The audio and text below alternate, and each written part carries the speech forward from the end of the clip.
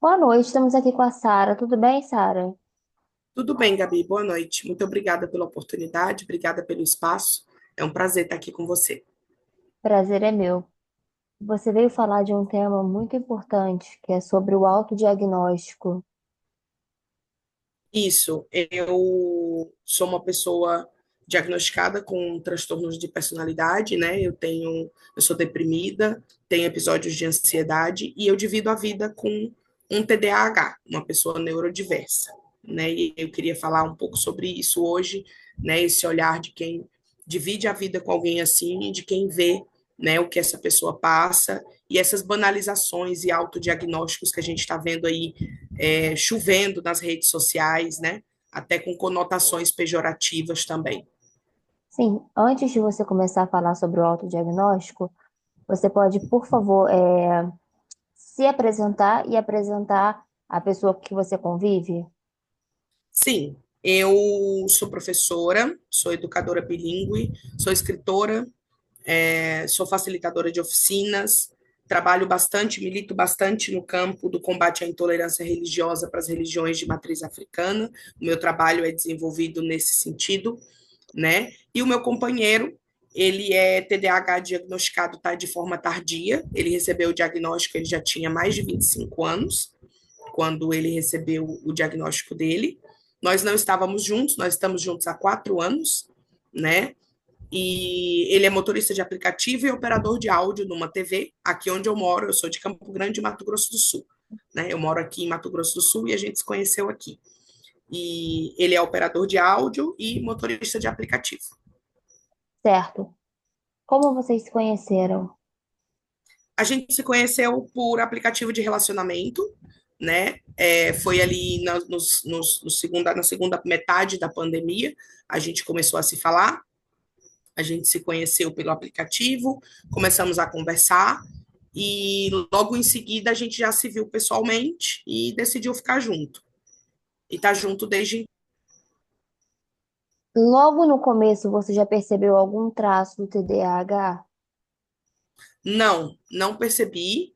E isso foi coisa que também, depois com a reflexão, né, pareceu ainda mais sério e que valia a pena ser falado. Porque ele não é uma pessoa distraída, ele não é uma pessoa esquecida, como muitas pessoas gostam de rotular, né? Ele não é uma pessoa assim, ele é uma pessoa curiosa, ele é uma pessoa observadora, ele é uma pessoa que analisa muito as situações, e depois, com o tempo, com a convivência e com a intimidade, foi que eu soube do diagnóstico dele, quando ele me contou. Sim. Como é que foi essa conversa entre vocês? Foi num momento de conflito, depois de um momento de conflito, a gente teve ali os primeiros conflitos e as primeiras discussões, e eu sou uma pessoa de personalidade muito expansiva, então eu não evito conflitos. Eu gosto de falar sobre eles, eu gosto de elaborá-los, eu gosto de digeri-los. E logo em seguida que a gente teve essas primeiras conversas, eu percebi a dificuldade dele de compreender alguns tópicos e a rigidez cognitiva também, né? Ele possui uma resistência a tratar muitos tópicos ao mesmo tempo. Então ele sempre pediu um tempo para depois falar daquilo. E eu achava que, caraca, o que será que está acontecendo? Por que, que ele quer falar disso depois, se a gente está aqui resolvendo, né? Até o momento em que ele chegou para mim e me contou que a dificuldade dele em tratar vários temas ao mesmo tempo adivinha esse diagnóstico. Então foi aí que eu descobri. O diagnóstico dele veio certinho de médico, com Foi medicação, tudo. bateria de testes, ele passou por períodos de medicação. De vez em quando ele precisa passar, em períodos de crise, ele precisa passar por períodos de medicação. É, e foi bateria de testes. Foi aquele momento em que uma pessoa que recebe um diagnóstico tardio recebe aquele alento de saber que não é errada, que não é anormal. Porque depois de um tempo ele começou a me contar sobre episódios na vida escolar, episódios de sofrimento físico, de não conseguir compreender alguns tópicos da vida escolar, decisões de parar de estudar. Então, assim, a decisão de não quero mais adquirir esse tipo de conhecimento porque isso está me atrasando, né? Eu sou atrasado, então, assim, ele vivia com esses fantasmas de ser uma pessoa atrasada, de ser uma pessoa que não que não valia a pena para a escola, né? E aí depois com o diagnóstico então veio toda essa clareza aí de opinião, essa nitidez, né, de opinião e de reflexões sobre a trajetória dele também na escola.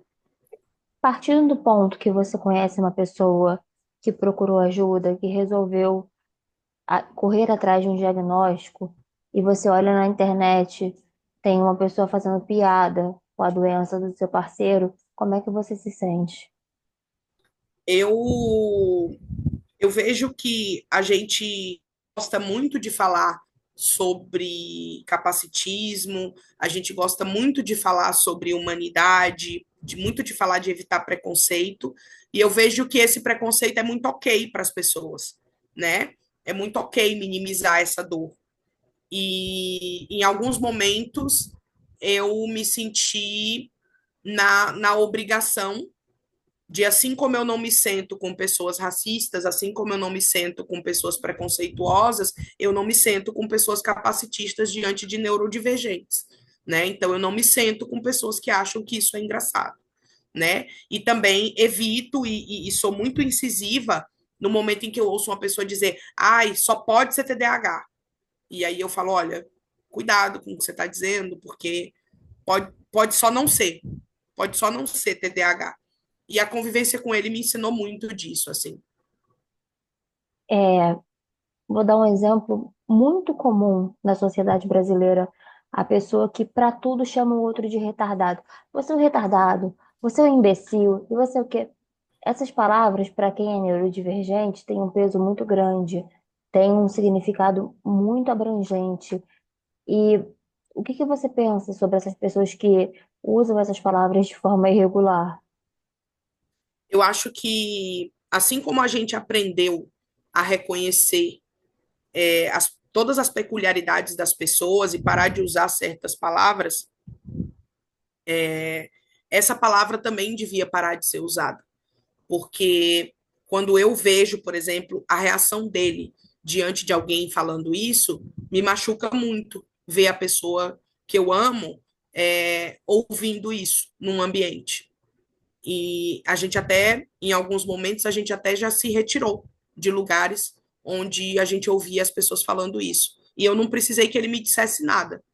Para mim, a ofensa bastava a partir do momento em que uma pessoa se diz humanista, ou uma pessoa se diz antirracista, ou uma pessoa se diz vegetariana, ou uma pessoa defende qualquer tipo de peculiaridade como sendo algo inerente ao caráter e à personalidade de alguém, olhar para uma doença que não é a escolha de alguém,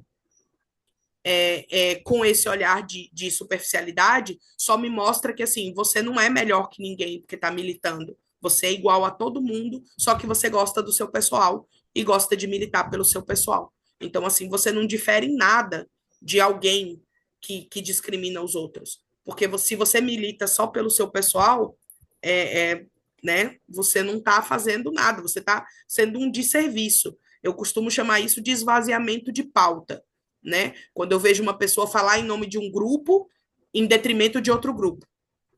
Então, isso é um esvaziamento de pauta. Então, se você acha engraçado ter um transtorno de aprendizagem que compromete uma carreira profissional, ter um transtorno que compromete as suas relações pessoais, porque eu não sei quantos relacionamentos o meu companheiro teve e quantos deles terminaram, às vezes, sem uma explicação, né? Sem uma explicação, porque ele não tinha essa explicação para fornecer naquele momento.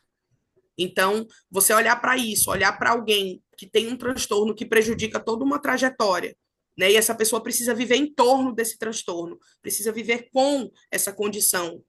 E tirando dessa condição, às vezes não tem nem o melhor para ser tirado, não tem uma limonada para fazer desse limão. Você vai ter que viver com azedume mesmo. Não tem uma limonada para fazer. Ai, é engraçado ser esquecido. Não, é péssimo ser indiferente. É péssimo ter rigidez para aprender as coisas. É péssimo não compreender algum conceito.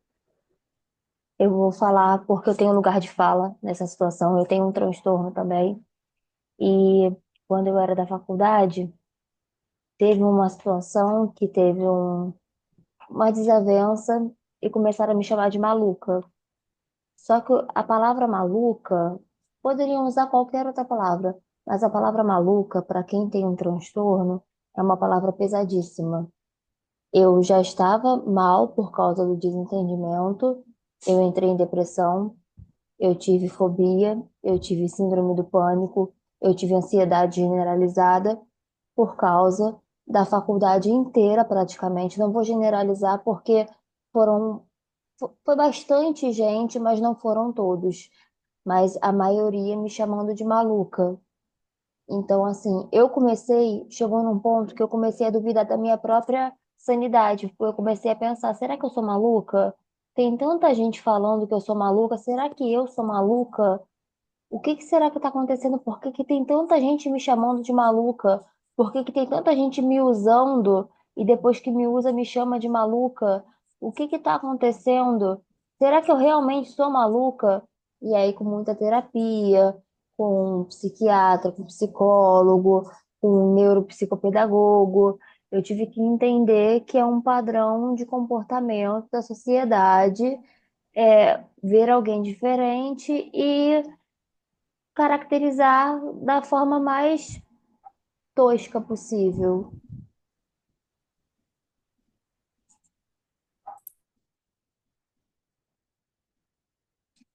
Oi? Oi, voltou. Voltou. E você falou, você dizia que teve que entender que era um padrão. Da sociedade, porque eu não conseguia entender por que que as pessoas eram tão más comigo se eu não tinha feito nada para as pessoas. Aconteceu um problema entre eu e uma pessoa, só que o grupo inteiro tomou partido e eu não entendia por que que eu era tão hostilizada, por que que pessoas que eu não tive conflito me chamavam de maluca se eu não tinha feito nada para a pessoa. Virou um comportamento coletivo. E eu ficava assim, tipo, o que que tá acontecendo? Será que eu sou maluca mesmo? Porque essas pessoas afirmam com tanta veemência que eu sou maluca. Será que eu sou maluca mesmo? E essa palavra, as pessoas não têm noção de que para quem tem um transtorno, essa palavra pesa. E pesa muito, porque quem tem um transtorno já duvida de si mesmo. Com essa palavra, a pessoa passa a meio que se sabotar. Meio não, Uma parte, totalmente você se vai sabotar. começar a acreditar ainda mais, né? Porque viver com uma coisa dessas é saber que tem uma voz dizendo para você o tempo que aquilo de ruim, as pessoas dizem é verdade. E você precisa tentar o tempo inteiro de que não é. Então, quando isso acontece, você acredita um pouquinho mais de que isso é verdade. Eu Isso. me lembro uma vez que a gente estava numa mesa e aí é, é, o casal que estava com a gente disse assim: ah, ela tem que arrumar um laudo para ela. E aí riu, né? De ela tem que arrumar um laudo para ela. Como se E laudo aí, fosse uma escapatória assim fácil, né? e aí meu companheiro olhou para a pessoa e disse assim: e depois você vai fazer o quê? Depois que você tiver o laudo, ele para quê? Você já teve um laudo? Você já arrumou um laudo para você? E aí você fez o quê depois que você soube? E fica aquela coisa de você acaba ficando com a fama de agressivo, né? Sim, Né? Mas ele sempre fala, né? E tem algumas situações, por exemplo, né? Teve uma vez que a gente foi para um show e eu pedi para ele comprar os ingressos. E aí ele comprou os ingressos e o meu caminho natural foi de que os ingressos ficariam com ele porque ele tinha comprado. E ele queria me entregar. E na eu achei que era uma coisa não entregar porque, sei lá, porque eu ia de bolsa no dia, sei lá. E aí eu falei assim, no dia eu pego com você, tá tudo bem. E aí ele parou e olhou para mim e disse assim: ninguém nunca confiou uma coisa assim na minha mão desse jeito, porque todo mundo acha que eu vou esquecer, né?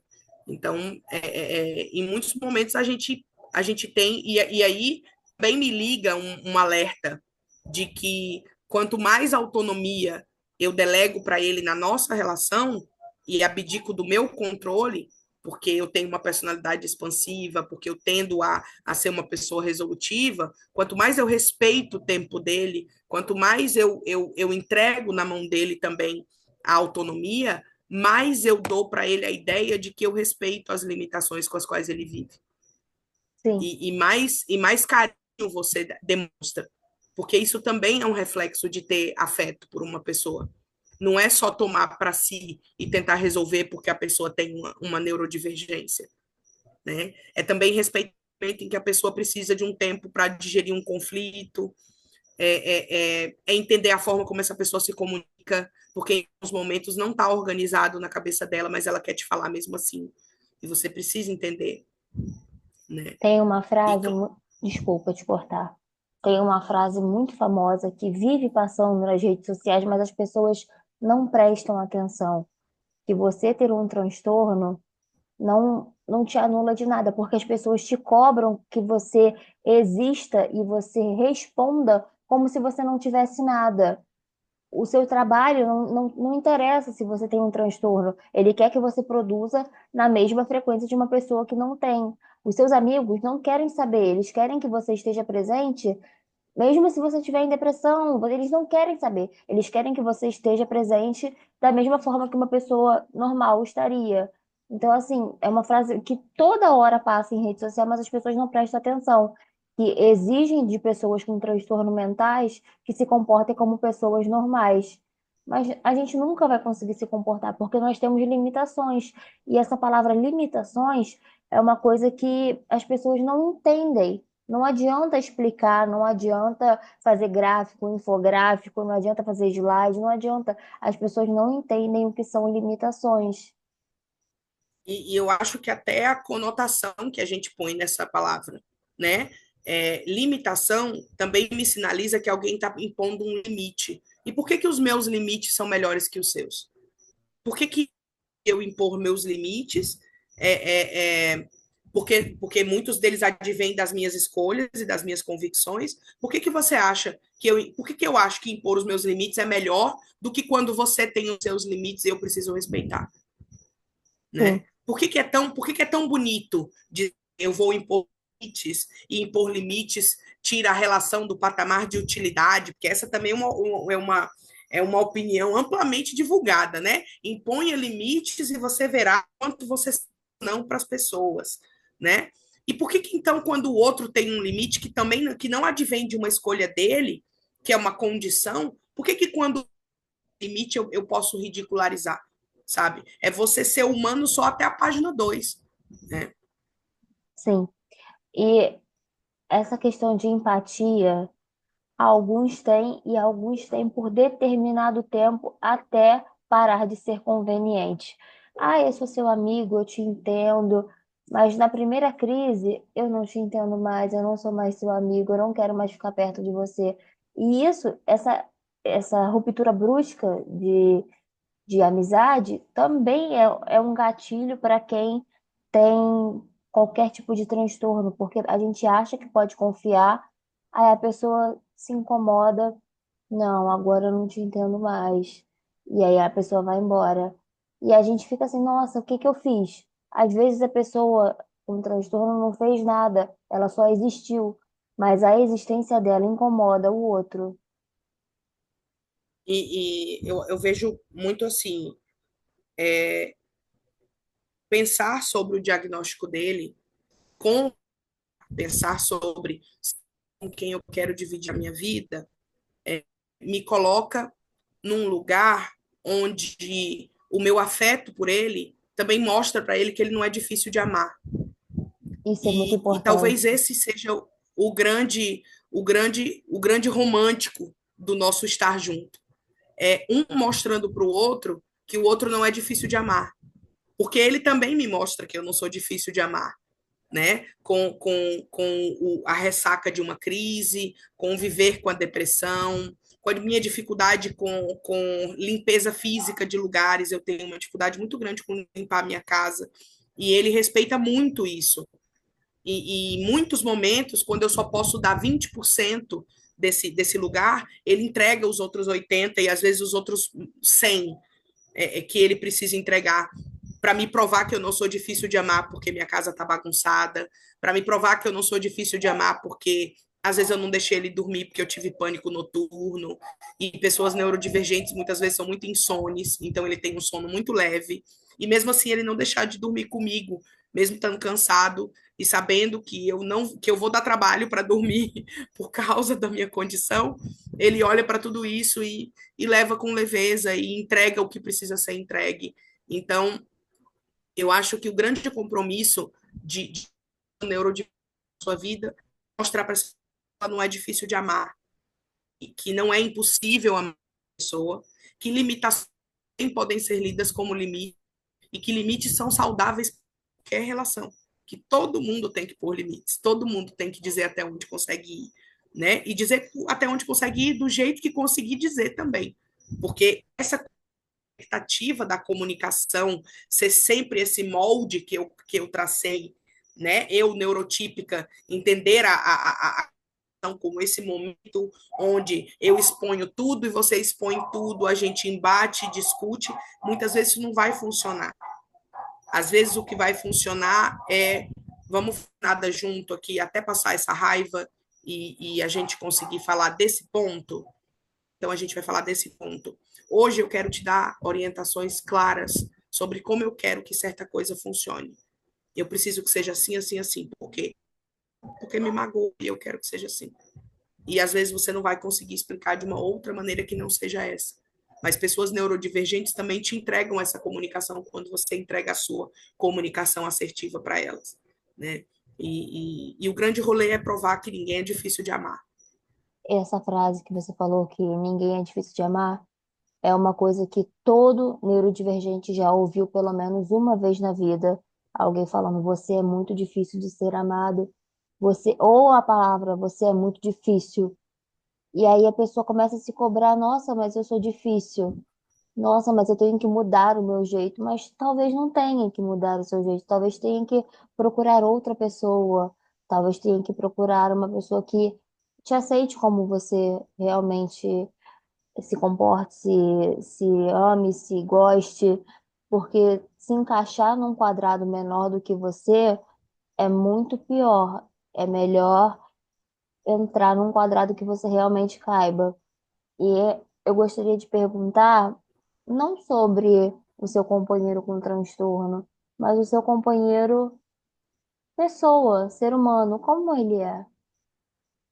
Ele, ele é uma pessoa que adora história, então ele adora história. Foi ele que me ensinou a ouvir podcast, porque eu não ouvia podcast antes dele, mas ele adora ouvir podcast. É, ele é uma pessoa que analisa situações, às vezes com um olhar muito sentimental. Ele põe sentimento antes de tudo, assim. E é muito bonito alguém que são nesse mundo tão horroroso que a gente vive às vezes, né? Tão amargo, e ele tem uma capacidade absurda de pôr o coração dele na frente de tudo, assim. E sempre que as pessoas conhecem ele, elas dizem uma coisa que talvez tenha sido o motivo pelo qual eu me apaixonei por uma pessoa muito boa, assim. E ele é bom só pelo ser bom, sabe? E normalmente quando eu conheço pessoas antigas na vida dele, elas normalmente me relatam um episódio onde ele foi muito bom para elas e elas não estavam esperando nem que ninguém fosse bom. Então, às vezes as pessoas falam assim: "Caraca, eu vacilei pra caramba. Eu tava no momento em que eu tava me odiando e ele tava lá sendo bom para mim, perguntar nada, sem me perguntar se eu tinha errado, se eu tinha acertado, sem me perguntar por que eu estava naquela situação. Então, ele tem uma capacidade absurda de pôr o coração dele na frente de tudo. Ele olha para os meus sonhos, porque a escrita é o meu grande sonho. Eu sempre quis ser escritora, e ele digo primeiro lance. Então, ele olha para a escrita como se ela fosse um projeto de vida de nós dois. Então ele olha para ela, né, E aí um dia a gente estava conversando com umas outras pessoas e ele disse assim, depois que o livro der mais certo, e ele disse assim, de um jeito natural, assim, depois Posso que o livro der pergun mais certo, posso perguntar qual é o livro?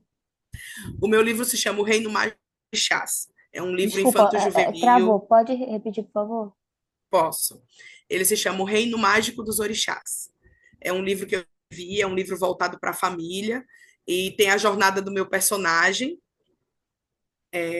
que conhece, e eu escrevi esse livro e lancei ele em 2023, em junho de 2023.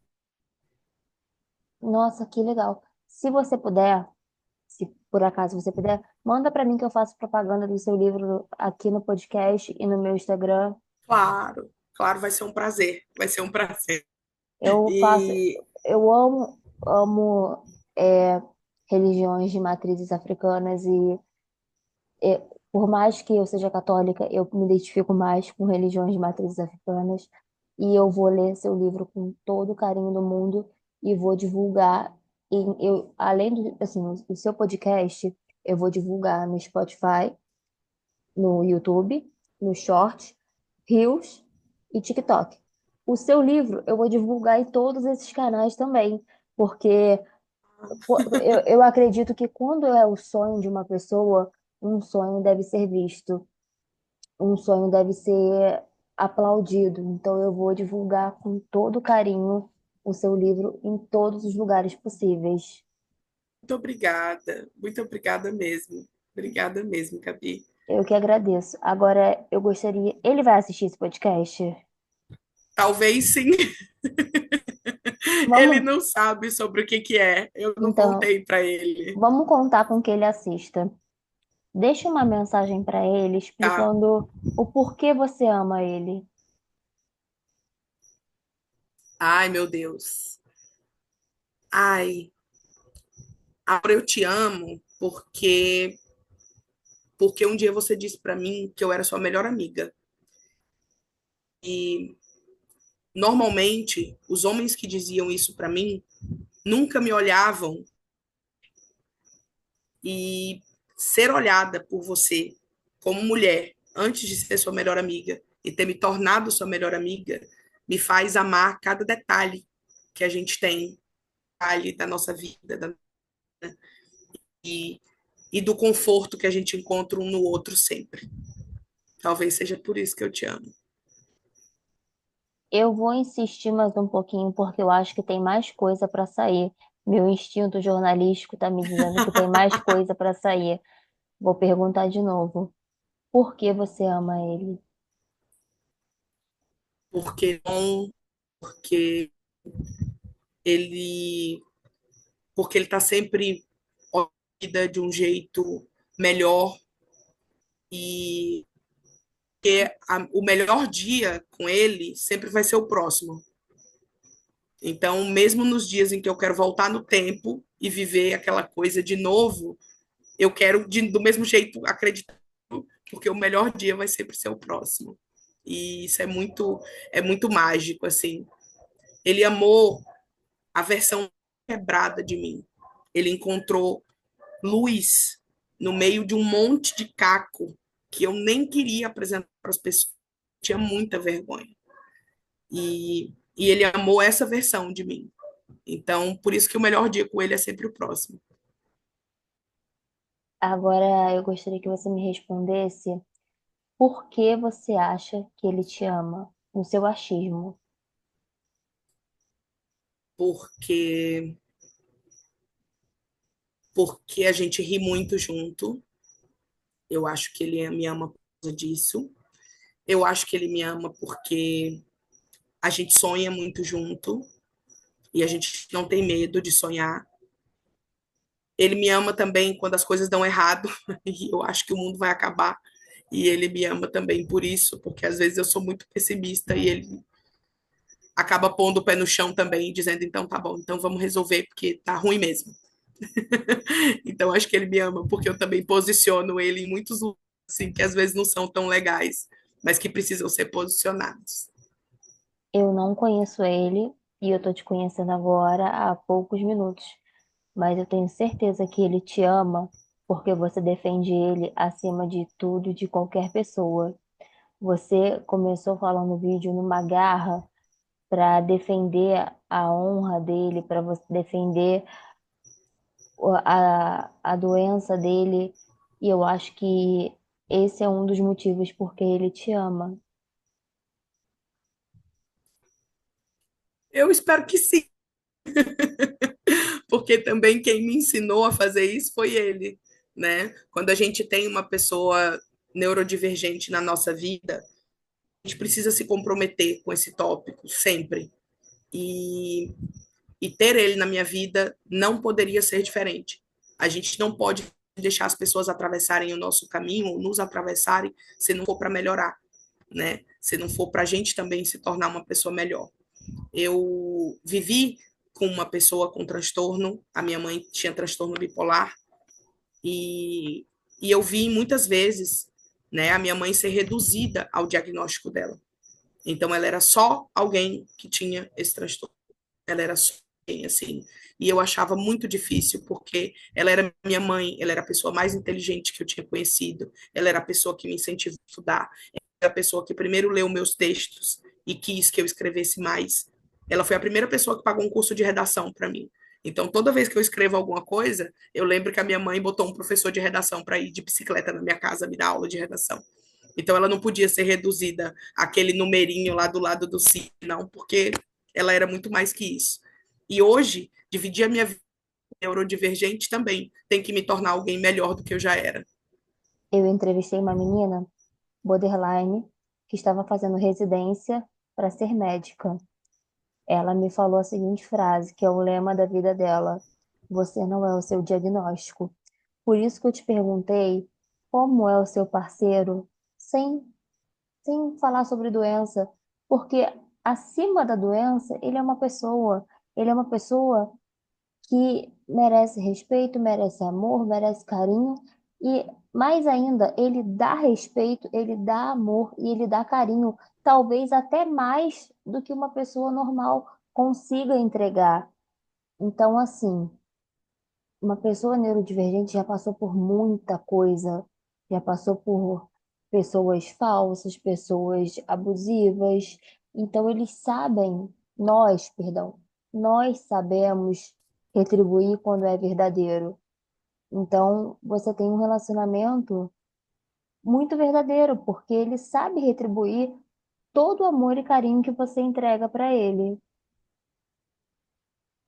E nenhum relacionamento começa pronto. Exatamente. E, e namorar uma pessoa neurodivergente te posiciona muito nessa reflexão das coisas que você quer construir, porque a construção do relacionamento ela é extremamente perceptível quando você tem alguém assim do seu lado. E é por isso que a gente olha com tanto carinho para o futuro, porque a gente sabe que a gente vai estar sempre melhor. Assim, a gente vai estar sempre mais junto, a gente vai estar sempre mais feliz junto, a gente vai estar mais íntimo, mais próximo. E isso é uma coisa que é muito divertida de fazer. Assim, é muito bom. Então, vamos sonhar junto aqui. Eu gostaria que você fizesse um plano para vocês dois, para daqui a 5 anos, 10 anos e 15 anos. Ah, eu acho que a gente já tem. Já? Então me conta, por favor. Já.